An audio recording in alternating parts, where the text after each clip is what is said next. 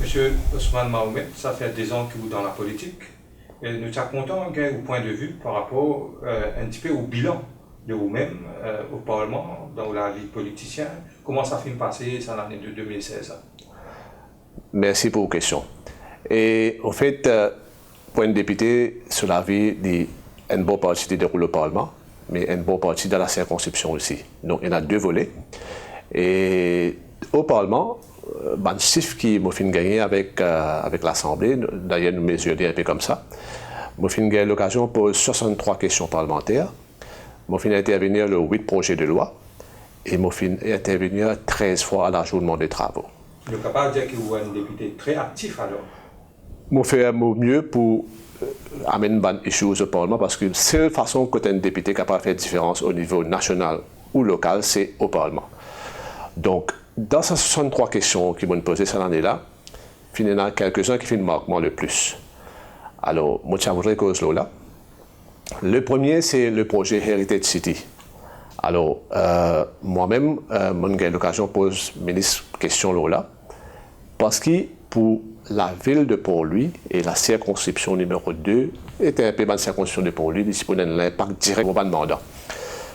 Bon, pas contre le développement, mais moi, j'ai tout le temps pensé qu'il n'est pas nécessaire pour nous faire une nouvelle ville administrative dans une situation économique pareille.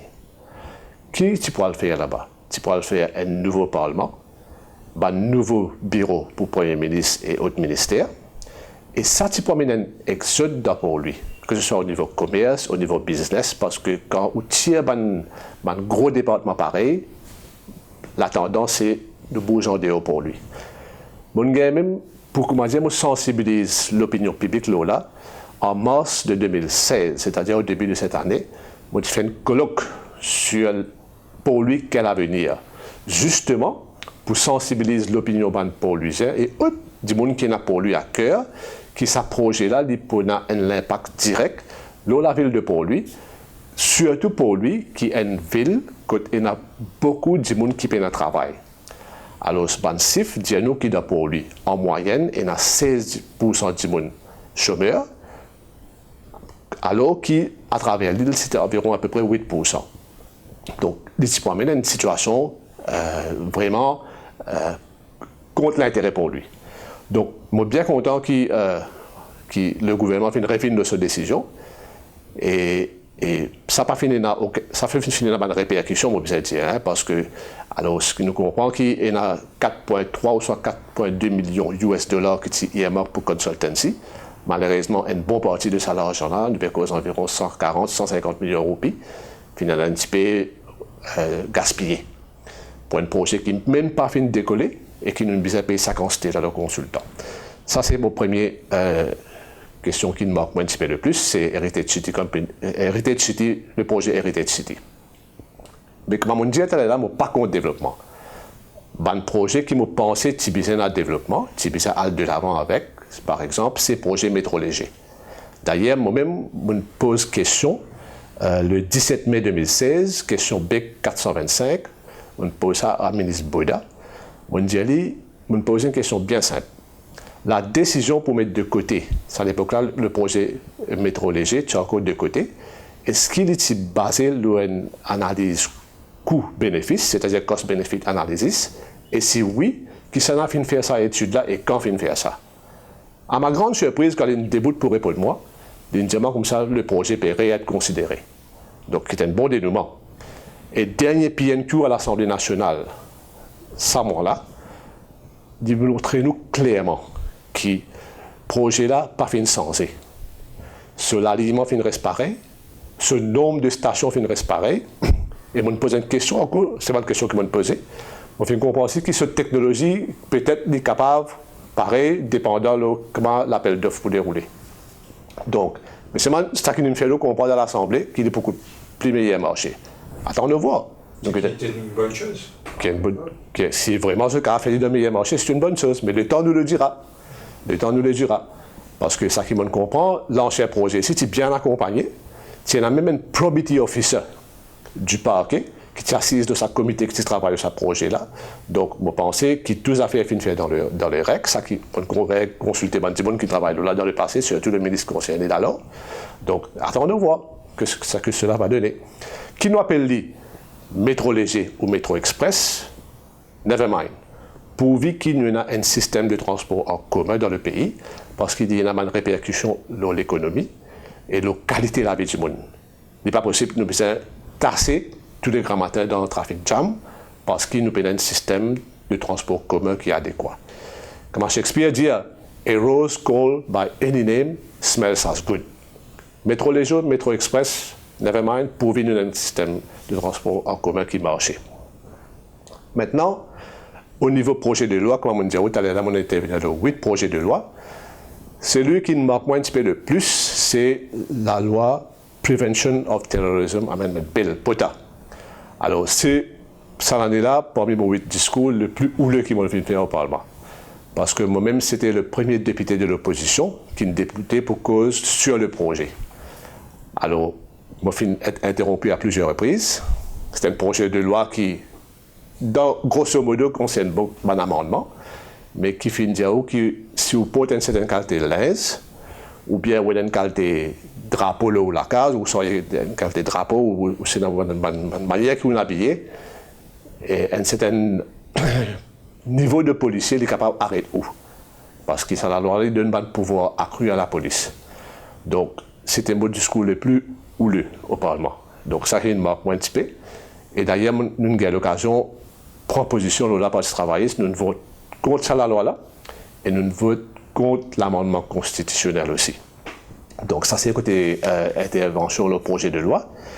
Et troisième affaire qui est une déficit fait le Parlement aussi, c'est à l'ajournement des causes, surtout pour ce mandat, pour cette circonscription, ou bien les autres affaires aussi parfois. Hein?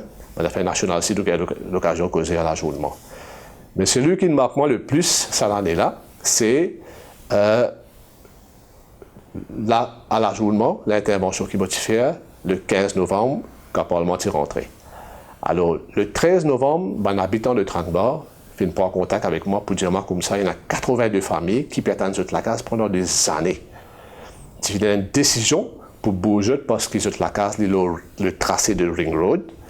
Alors, je disais bouger parce que je ne suis pas capable d'investir dans la case là, parce que je connais je besoin bouger. Et la case là, il donne l'état piteux.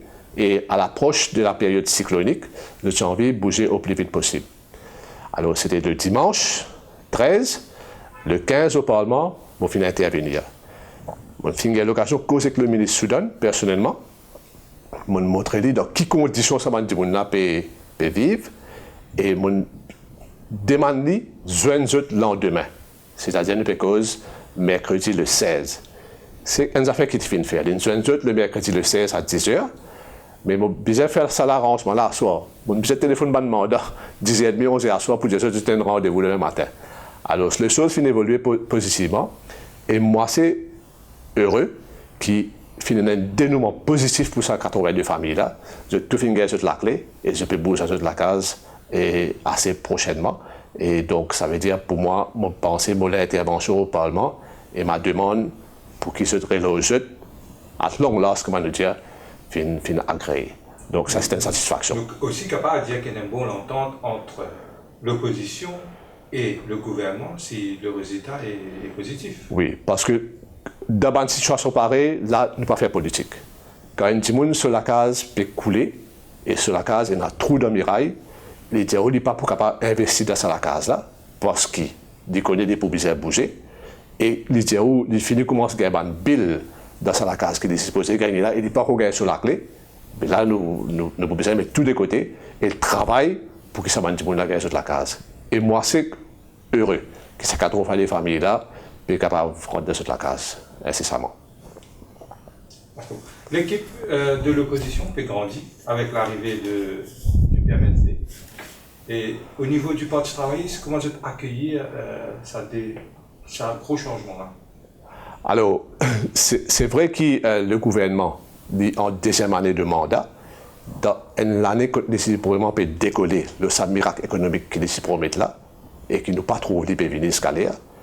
Mais contrairement à ça, nous trouvons un gouvernement qui finit affaibli parce qu'il 11 membres qui voilà, 10 jours, le PMSD est sorti. Bon, il y a une bonne tractation, ça qui me comprend. Mais c'est un gros parti du gouvernement qui finit retrouver dans l'opposition. Alors, qui nous a dans l'Assemblée aujourd'hui? Nous avons un rapport de force qui finit complètement changé, comparativement avec comment il était en décembre de 2014. Nous avons une opposition qui est nettement renforcée et un gouvernement qui est nettement affaibli. Et si vous regardez le dernier sondage, il montre que le gouvernement, dans ce contexte que il est supposé, peut bien entamer de ce deuxième miracle économique-là, d'une perte de popularité complètement. Alors, Pansif Diallo a une perte de popularité par 50%. Ça veut dire qu'il saute 86% devient 43% en 2 ans. Donc, alarmant, il y a une situation qui interpelle nous. Dans une conférence de presse qui Pravin Jagannath qui fait au cours de la semaine, il a été question Xavier Luc Duval rencontre Navin Ramgoolam. Et c'est ça qui fait me pousser à réfléchir et quitte le gouvernement. Est-ce qu'il y a un élément d'information dessus? Non, je ne suis pas au courant, je n'ai pas fini aucune rencontre entre Navin Ramgoolam avec Xavier Duval. Mais par contre, je crois que Xavier Duval fait une déclaration par rapport à ça, non? Donc, c'est l'idée pour bien clarifier les choses. D'accord.